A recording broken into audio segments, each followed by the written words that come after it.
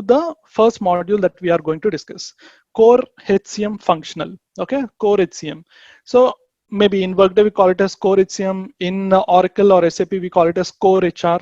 Okay, or core HCM.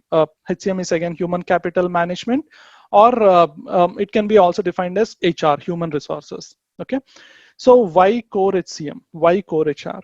So any client, you see any client who is on Workday HCM, the first and the foremost module or the base module or the pillar module, whatever you can say, is nothing but your core HCM. Without core HCM, there is no Workday HCM implemented for any client. Okay, so without core HCM, so core HCM plays a very, very, very important role.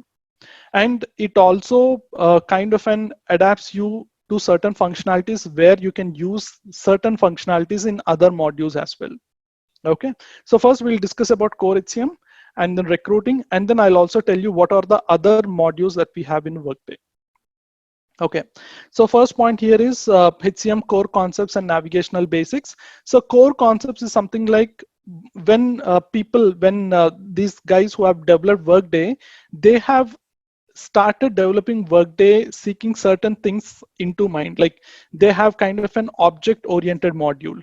Okay, so like they can say like they have treated everything in Workday as an object, and they have designed that object in such a way that we always call it as Workday as an object oriented module or model, where we tend to think everything as an object. For example, an employee is an object, a position is an object, a job is an object.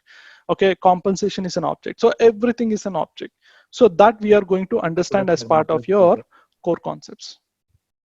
And next we'll go with the organization structure.